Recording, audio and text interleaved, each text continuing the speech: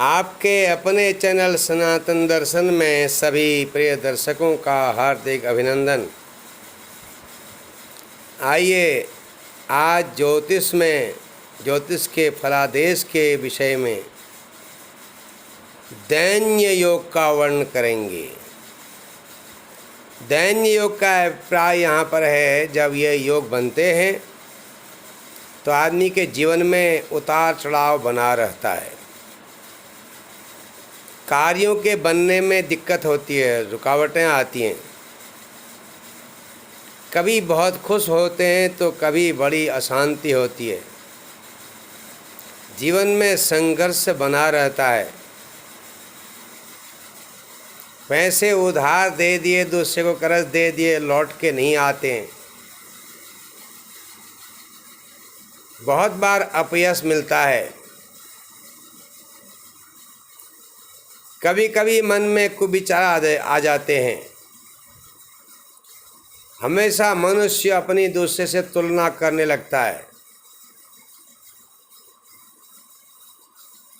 इस प्रकार के योग का नाम है दैन्य योग। ये योग 12वें स्थान के स्वामी से, 6ठे स्थान के स्वामी से और 8वें स्थान के स्वामी के साथ स्थान परिवर्तन होने पर बनते हैं। ये कुल 30 होते हैं। आइए कुछ योगों की चर्चा करें। यहाँ पर हम एक लग्न ले लेते हैं, मेष लग्न मान लेते हैं। वृषभ, मिथुन, कर्क, सिंह, कन्या, तुला, वृश्चिक, धनु, मकर, कुंभ और मीन। आइए यहाँ पर पहले व्यय स्थान के स्वामी के साथ परिवर्तन वाले योग की चर्चा करते हैं। ये एक का मतलब होता है मेष। इसके स्वामी होते हैं मंगल। देखिए यहाँ एक लिखा है, 1 और 8 के स्वामी मंगल होते हैं। मेष और वृश्चिक के स्वामी मंगल होते हैं। तो लग्न के स्वामी मंगल व्यय स्थान में बैठ जाएं और व्यय स्थान के स्वामी बृहस्पति, देखो मीन के स्वामी बृहस्पति होते हैं। देखिए धनु और मीन, 12 का मतलब 12 के अंक का मतलब होता है मीन। इसके स्वामी 12वें भाव के स्वामी यहाँ बैठ जावे बृहस्पति। तो ये एक दैन्य योग होगा। इसमें स्वास्थ्य बढ़िया नहीं रहेगा। आँखों की प्रॉब्लम आएगी, नींद में व्यवधान होगा, पैसा फंस जाएगा।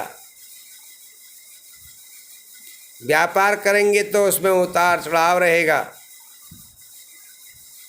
इस प्रकार के ये दैन्य योग का फल होता है। कभी कभी मनुष्य बड़ा खुश मालूम पड़ता है, कभी अशांति बनी रहती है।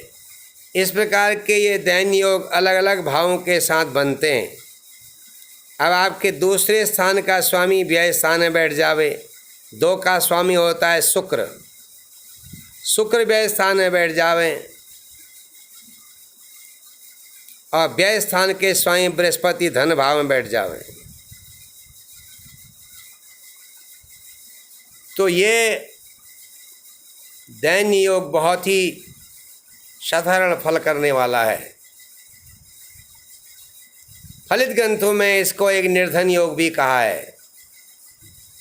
धनेश व्यय स्थान में बैठ जावे, व्ययेश धन स्थान में बैठ जावे। हालांकि ये शुक्र के 12वें स्थान में उच्च के होने का फल अपनी जगह पर होगा, लेकिन इसका स्वामी का जो एक्सचेंज है, अदला बदली है, ये आदमी के जीवन में पैसे की बर्बादी बताता है। अपव्यय होता है, आकस्मिक व्यय होता है। आँखों की प्रॉब्लम ज़्यादा आ जाती है, पारिवारिक समस्याएं आती हैं, संघर्ष बना रहता है जीवन में। ये दूसरे भाव के साथ व्यय स्थान का स्थान परिवर्तन दैन्य योग है।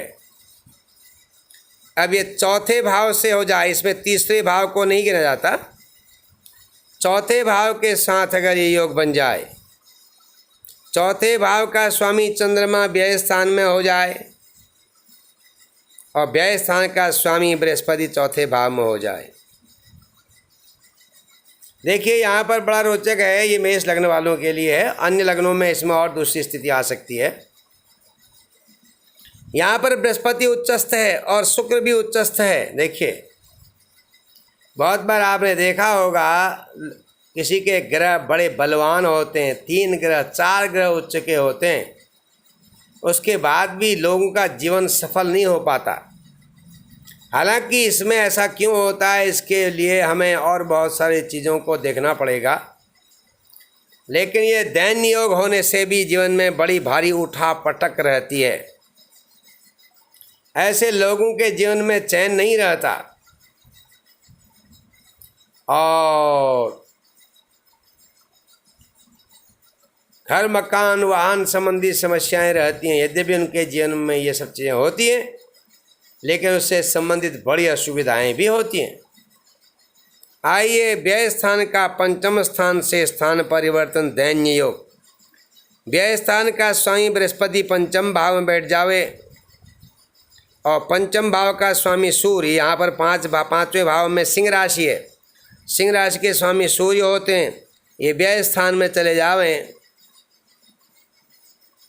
तो इस प्रकार के लोगों के उधर बाधाएं रहती हैं, संतान संबंधी चिंता होती है, आदमी का पैसा संतान के लिए खर्च हो जाता है और संतान से ज़्यादा प्रसन्नता नहीं मिलती। इसमें स्वयं भी स्वास्थ्य संबंधी समस्याएं आती हैं, अन्य भी अपयश आदि का योग बनता है। छठे भाव को छोड़ दीजिए, अब अभी हम 12वें भाव वाले दैन्य योगों की चर्चा कर रहे हैं। आइए 7वें भाव में चलते हैं। सप्तम भाव का स्वामी शुक्र व्यय स्थान पर हो। देखिए वृष और तुला का स्वामी शुक्र होता है, ये वृष यहाँ पर है, तुला यहाँ पर है। तुला का स्वामी शुक्र व्यय स्थान पर हो और व्यय स्थान का स्वामी बृहस्पति सप्तम भाव में हो, तो ये भी एक दैन्य योग है। ऐसे लोगों के व्यापार में बड़ी उठापटक होती है, अनेकों बार परिवर्तन हो जाता है, आदमी व्यापार के लिए घर से दूर जाता है, कभी मन से उसे बड़ी प्रसन्नता होती है अपने काम को देख करके, क्योंकि कभी कभी कार्य प्रगति होती है, लेकिन बहुत बार उसमें घाटा भी हो जाता है। ऐसे लोगों के कुंडली में पारिवारिक पर समस्याएं आती हैं और पत्नी का स्वास्थ्य भी खराब हो सकता है। अब आइए नवम भाव। नवम भाव के स्वामी बृहस्पति हैं और व्यय स्थान के स्वामी भी यहाँ पर बृहस्पति हैं। यहाँ पर जो है ये व्यय स्थान से नवम भाव का स्थान परिवर्तन नहीं बनता, लेकिन किन्हीं दूसरे लग्न में अगर ये वृषभ लग्न होता तो यहाँ पर मेष 1 का अंक होता, तो वृषभ मिथुन कर्क सिंह कन्या तुला वृश्चिक धनु मकर, यहाँ मकर राशि होती, तो मकर राशि का स्वामी व्यय स्थान में होता और यहाँ का स्वामी मंगल इस स्थान पर होता, तब ये दैन्य योग बनता। मेष लग्न में ये दैन्य योग नहीं बन रहा है, लेकिन यहाँ पर नवम भाव के स्वामी के व्यय स्थान पर होने से, देखिए नवम भाव व्यय स्थान का स्वामी बृहस्पति तो नवम भाव में है, लेकिन वह तो व्यय का स्वामी भी होने की वजह से यहाँ पर पूरे दैन्य योग का लाभ फल नहीं दे पाएगा, तो इसलिए दूसरे लग्न में इसको आप अध्ययन करेंगे। आइए एकादश भाव में चलते हैं। यहाँ व्यय स्थान के स्वामी बृहस्पति को आप रख सकते हैं, लेकिन बृहस्पति नवम भाव का स्वामी स्वयं भी होगा, पहले नवम भाव का फल करेगा। इस कुंडली में, मेष लग्न की कुंडली में नवम भाव का स्वामी होने से बृहस्पति उत्तम माना जाएगा, व्यय इसका उतना प्रभाव उसमें नहीं रहेगा। और अब आइए दसम भाव में। दसम भाव का स्वामी शनि व्यय स्थान पर हो, ये मकर राशि है, मकर राशि का स्वामी व्यय राशि 12वें भाव पर हो, मकर का स्वामी शनि है देखिए यहाँ पर, और 12वें का स्वामी बृहस्पति यहाँ हो, तो ये भी एक दैन्य योग है। तो दैन्य योग होने की वजह से इसमें मुख्यतः रोजगार के फील्ड में, कार्य के फील्ड में दैन्य योग का प्रभाव होगा। राज दरबार में ऐसे लोगों का प्रभाव नहीं बनता और इस प्रकार के लोगों के कार्य में उतना यश भी प्राप्त नहीं हो सकता। व्यय स्थान के अधिपति से दशम स्थान का स्थान परिवर्तन दैन्य योग है। अब आइए 11वें भाव का स्वामी भी शनि है और 12वें भाव का स्वामी बृहस्पति यहाँ बैठ जावे तो आदमी के जीवन में धन की कमी बनी रहती है और जो पैसा होता भी है पास में वो अपव्यय हो जाता है, बर्बाद हो सकता है। और जो लोग उनसे कर्ज लेते हैं जब उनके पास होता है तो फिर वापस नहीं लौटाते। तो ये भी एक बहुत कमज़ोर एकादश स्थान का व्यय स्थान से स्थान परिवर्तन दैन्य योग है। तो आपको इस प्रकार के दैन्य योगों के समझ में थोड़ा अनुभव हो गया होगा। आप अपनी जन्म कुंडली में इसका विचार कर सकते हैं। इसका मतलब ये नहीं है कि पूरे तौर से दैन्य योग का ही फल मिलेगा। कुंडली में अन्य जो अच्छे ग्रह हैं उनका फल भी अपने जगह पर प्राप्त होगा, लेकिन दैन्य योग के प्रभाव से जीवन में उतार चढ़ाव आते ही रहेगा और संघर्ष भी बना रहता है। तो इस प्रकार से व्यय स्थान के साथ जो दैन्य योग बना था, इसी का 6ठे भाव के साथ भी ये दैन्य योग बनते हैं।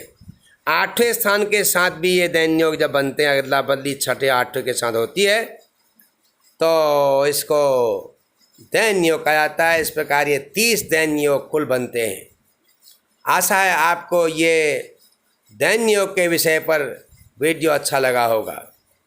इन दैन्य लोगों के समाधान के लिए भगवान की उपासना और जिस ग्रह का दैन्य योग बन रहा है उन ग्रहों की आराधना करने से इसका कुप्रभाव कम होता हुआ देखा गया है।